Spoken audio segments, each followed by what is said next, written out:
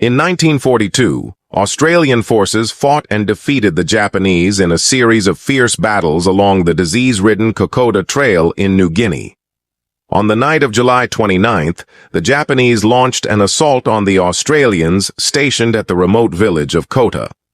Around 400 Japanese soldiers charged through the darkness, shouting as they stormed toward the Australian defenders, who were positioned on a ridge with a small airstrip. The ridge was guarded by only 77 soldiers from B Company, 39th Battalion of the Australian Imperial Force. These men hid in trenches and machine gun nests, using automatic weapons and grenades to slow the Japanese advance. But their small numbers made it difficult to hold the line.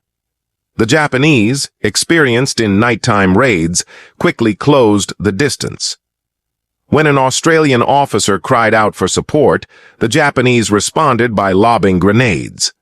The fight turned brutal and personal, with bayonets, rifle butts, and fists used in hand-to-hand combat. The Japanese attackers, though unfamiliar with the terrain, pushed forward aggressively. Sergeant Amani Sadaru later recalled that they had no idea there was a hill there, but drew from past experiences in China to press on through the night. The Australians were commanded by Lieutenant Colonel William Owen, who had moved to the front from the base at Port Moresby to lead a blocking force against the Japanese. Their position had just been set up when the attack began. During the battle, Owen was shot in the head and fell into a rifle pit. Captain Geoffrey Vernon, his medical officer, rushed to help with stretcher bearers. They found Owen muttering nonsensically, part of his brain exposed from the wound. Jack Wilkinson, who was assisting, described the eerie scene of Japanese soldiers whispering through the grass. Owen was carried to a small cabin being used as a first aid post. Wilkinson held a lantern for Vernon, but every time it was raised, machine gun fire hit the structure. Despite their efforts, Owen died within 15 minutes. As the fighting intensified, Vernon had to flee. He gathered his supplies and slipped away into the rubber trees, leaving behind the chaos and uncertainty. Meanwhile, the Australians began pulling back to Daniki, a settlement farther south along the trail. Most of their weapons were taken with them, but the Japanese managed to seize ammunition, 180 grenades, and 5 automatic guns. They recognized the Australians as accurate shooters and skilled grenade users. They also noted that the Australians were tougher than their American, British, or Filipino counterparts. Despite pleas from fellow officers, Vernon refused to leave and stayed to tend to the wounded. One of the last soldiers to leave was Private Snowy Pear, a newly trained Bren gunner. Deeply affected by Owen's death, he remained hidden on the edge of town. At dawn, he spotted about 20 Japanese celebrating. When they were within range, he opened fire with a full magazine, killing all of them before escaping through the rubber plantation. Vernon was the final person to leave Kota. Out of the 6 Australians who engaged in the fight, 5 were wounded. The Japanese suffered 95 casualties. They had grossly overestimated the size of the Australian force, believing they had fought over 1,000 men, when in reality it was just 77. Though mostly inexperienced militia with little combat training, the Australians fought bravely, and the loss of their commander left a deep impact. This clash marked the beginning of the broader struggle along the Kokoda Trail, which turned inexperienced militia into seasoned fighters. The battle became one of Australia's most significant in the Pacific Campaign of World War II. Both sides fought bitterly, refusing to give ground. The thick jungle surrounding the trail made it nearly impossible to maneuver off the path, forcing the combat to take place directly along it. The Kokoda Trail crossed the dangerous Owen Stanley Mountains, linking the northern coast of New Guinea with Port Moresby. This port was vital for protecting Australia from invasion. If the Japanese had captured it, they could have launched air attacks on northern Australia and possibly even invaded. At the time, the Allies did not realize that the Japanese were already too exhausted by mid-1942 to mount such a major invasion. After their failure to take Port Moresby by sea in the Battle of the Coral Sea in May, the Japanese army decided to land an invasion force on July 21st. They came ashore near the villages of Gona and Buna on the northeast coast. The 6,000-man South Seas Detachment was centered around the 144th Infantry Regiment of the 55th Division, which had been trained in amphibious warfare. The regiment also had artillery, engineers, supply teams, and anti-aircraft units. The first landing wave included 2,000 troops. Commander Hori sent an advance unit up the trail to scout ahead. As they moved inland, they ran into a small, unprepared Australian patrol, which they quickly scattered, then pursued to Kota, leading to the clash with Owen's small force. The Australians at Kota were from the 39th Battalion, a militia group not properly equipped or trained for full-scale combat. They faced experienced Japanese troops in the harsh jungle terrain. With much of Australia's regular army deployed in North Africa, Singapore, and elsewhere, the country had to rely on militia to defend New Guinea.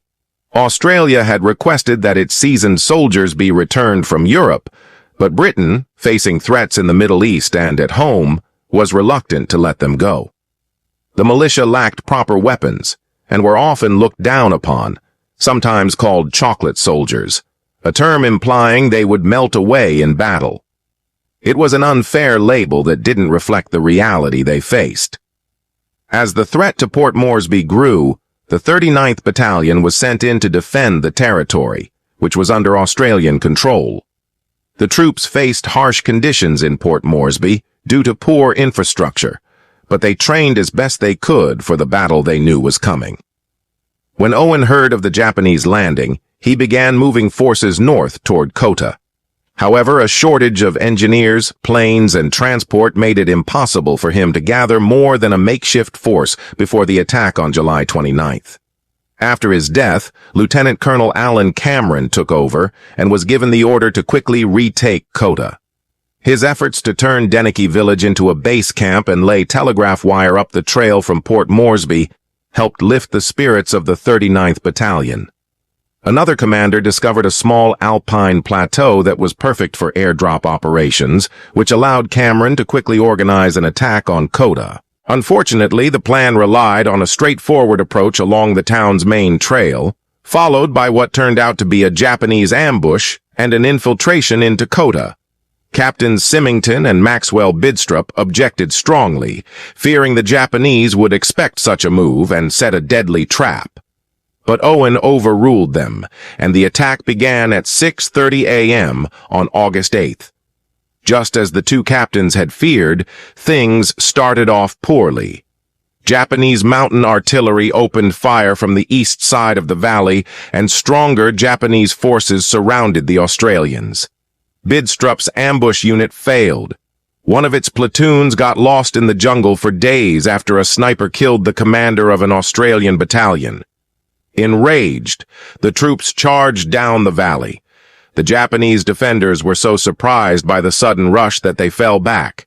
Symington had more luck.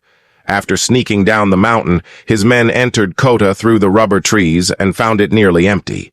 The Japanese commander, Lieutenant Colonel Tsukamoto Hatsuo, had already moved his troops to try and flank the Australians, not expecting a direct assault on Koko.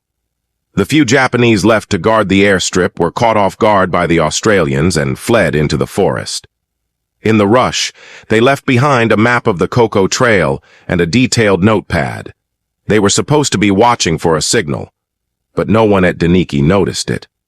Sergeant Major Jim Cowie launched a flare into the sky to mark their success.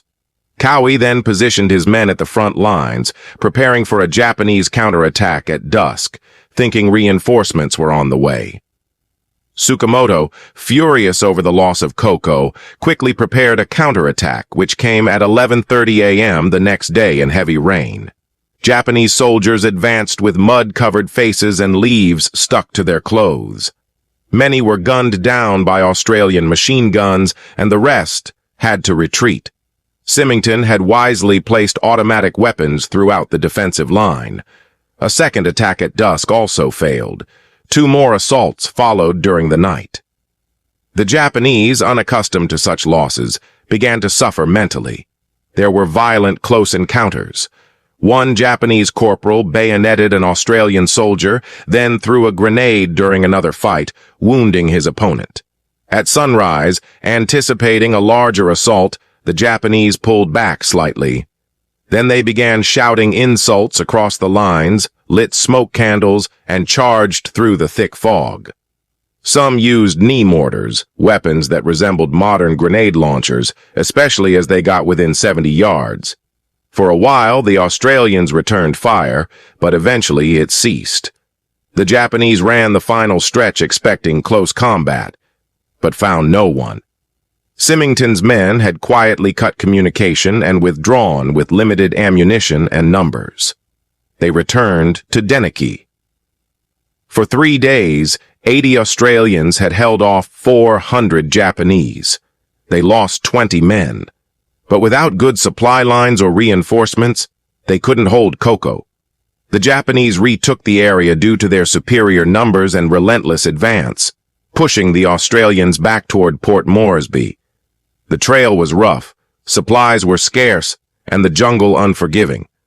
Local indigenous carriers played a crucial role, hauling supplies uphill and carrying wounded soldiers back down. The Australians' survival heavily depended on them. With every step back, Australians moved closer to their own supply lines, while the Japanese were stretching theirs further and further. Initially, the Japanese advanced quickly, but food shortages soon hit both sides. The situation worsened in the following weeks. As the brave militia fought a fighting retreat, Australian regular troops began to land at Port Moresby. Brigadier General Arnold Potts, leading Major General Arthur Allen's 21st Brigade of the 7th Division, arrived to command the New Guinea force. Potts answered to Lieutenant General Sidney Rowell, a battle-hardened leader from the Middle East and Greece. Rowell's superiors urged daily attacks, but he first focused on fixing the supply issues. Only with proper logistics could his troops go on the offensive. With 3,000 fresh soldiers, the 21st Brigade prepared to relieve the 39th. The 53rd Battalion, another militia unit, went with them. Along the trail, Potts' men passed the wounded and malnourished troops of the 39th, dressed in rags. Indigenous carriers often treated the injured Australians like family, sometimes carrying them. Though experienced, the new troops were shaken by the sight. Potts quickly realized how bad the supply situation was and called for immediate airdrops, but the issue persisted. At Isurava, the next major clash took place. 6,000 Japanese attacked 1,800 Australians, including 1,200 newly arrived veterans. Despite the shortages, Japanese morale remained high. One Japanese officer, Lieutenant Koguro Hirano, wrote in his journal that he was ready to perish at the emperor's feet, and that such intense conviction would scare even devils. On August 24th, the Japanese scouted the Australian positions and planned an attack from both east and west. The next day, the 53rd held their ground against an initial skirmish, but more attacks were expected. At dawn, the Japanese struck from both flanks, and another force pushed straight up the trail. Machine gun fire rang out across the valley as Japanese mountain artillery pounded the Australians. Patrols chased the Japanese through thick grass until dusk. That night, Japanese troops attacked 2 platoons of the 39th, cutting them off and brutally defeating them just outside the village.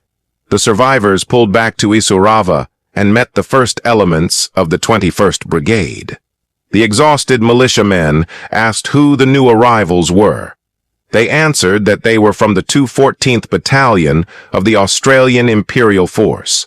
Worn down by sickness and battle, the militia were thrilled to receive support. The regulars were shocked to see how the 39th had kept fighting under such harsh conditions. The next day brought disaster for the 53rd. As 200 of them moved to take a small village, they ran into Japanese patrols. Scattered and hit with early casualties, confusion spread quickly. When the battalion commander lost contact with his companies, he personally led a group forward and was the first to fall in an ambush. Potts sent in the 216th Battalion and ordered the 53rd to return to Port Moresby. The Japanese attacked again, backed by mortars and mountain guns. The Australians, lacking artillery of their own, struggled to respond. According to Lieutenant Colonel Ralph Honor of the 39th, machine gun fire tore through trees, carving lanes of destruction. Mortars and shells exploded among the treetops or slammed into the jungle floor, echoing through the hills. The noise of bullets and explosions was endless and terrifying. The battle continued into the night, often turning to hand-to-hand combat. One Japanese soldier tied a vine into a lasso and used it to snare an Australian by the ankle. As he was being dragged into the jungle, the Australian slashed the vine with his bayonet, stabbed his attacker in the eye, and escaped. The Japanese used noisy tactics and clanging slop tins to keep the Australians awake through the night. The following day, they launched a fierce attack, inflicting heavy losses. The fighting quickly escalated to brutal close combat. Bodies piled in front of the Bren gunners, but the enemy kept coming, fighting with fists, rifle butts, and strangling hands. Honor described the battle in harrowing detail. By the morning of August 30th, the relentless assault forced the Australians to fall back while still fighting. At one point, the headquarters of the 214th Battalion was at risk. In another case, Private Bruce Kingsbury, whose battalion had been wiped out, joined another unit and charged forward, firing his Bren gun from the hip through heavy machine gun fire. He broke the enemy line and killed many before a sniper shot him dead. He was posthumously awarded the Victoria Cross for his bravery, the first of its kind in defense of Australian territory. As the Australians pulled back, Corporal Charlie McCallum stayed behind to cover the retreat. Using his Bren gun and later a Tommy gun from a fallen comrade, he continued firing despite multiple wounds. Eventually, surrounded and dying, he was attacked by a Japanese soldier who stole his utility bag. McCallum killed 25 enemy soldiers before he fell and was later awarded the Distinguished Conduct Medal posthumously. The fighting raged for 3 days, with Australians rescuing their wounded while holding off attack after attack. Both sides laid traps and the close combat was intense. Japanese discipline deteriorated and officers used swords to drive soldiers forward. Australian patrols would strike Japanese lead elements and then retreat, setting up pincer attacks. Sometimes they left out spoiled bully beef to lure starving enemy soldiers into sniper traps. In early September, the battles focused on Brigade Hill and Mission Ridge. One Japanese unit attacked from the front, while another under Lieutenant Mitsuri Sakamoto flanked the Australians by dragging a machine gun up a steep 45-degree slope for 11 hours. They reached a position between Brigadier Potts's headquarters and the 216th Battalion's rear guard. As Potts returned from the bathroom, a sentry was shot, and Sakamoto's unit launched a two-pronged attack on the headquarters and rear positions. Fighting erupted at point-blank range. Though Potts managed to call for help, Sakamoto cut the Australian communication lines. 3 Australian battalions counterattacked, but the narrow track became a killing ground for Japanese machine guns. The Japanese intensified their attacks, pushing Australians deeper into the jungle around Sakamoto's location. After eating rice for the first time in days, Sakamoto resumed the chase. The Australians regrouped at Isurava Ridge in mid-September. Again, they used cans of food to bait the Japanese, who were gunned down.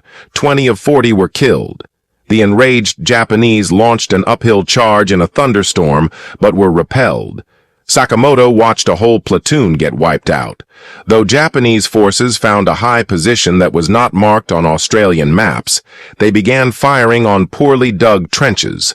Brigadier Kenneth Ether requested a fallback to Amita Ridge.